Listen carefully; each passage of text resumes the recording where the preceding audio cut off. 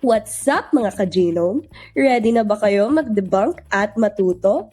Tara, samahan niyo kami, one myth at a time. Dito lang sa BioCheck, your myth-busting podcast about biotech.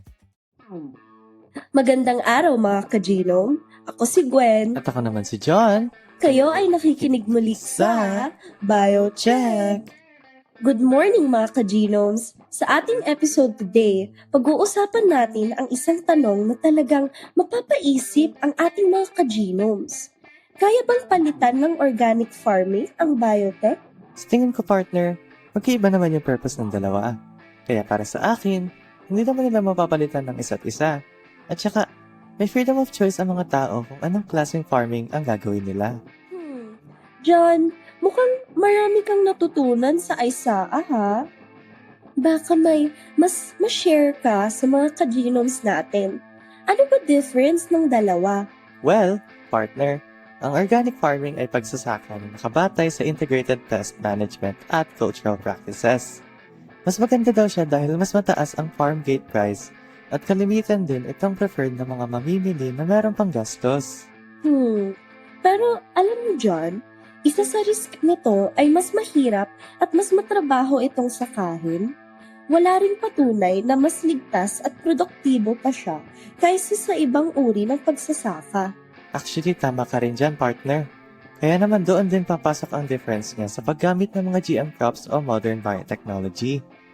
Dito, mas makakatipid ang farmer sa paggastos ng tubig o pataba at may resistance ang pananim sa mga peste at sakit.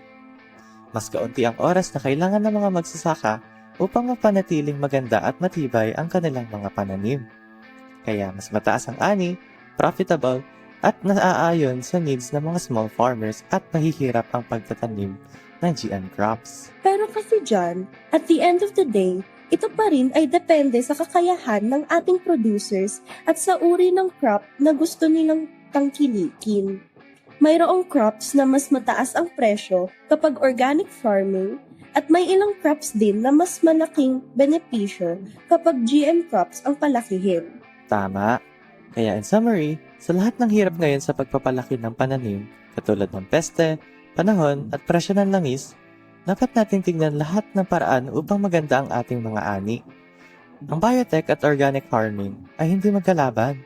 Ito ay dalawang paraan na pwede natin gamitin para gumanda ang ani at umunlad ang pamumuhay.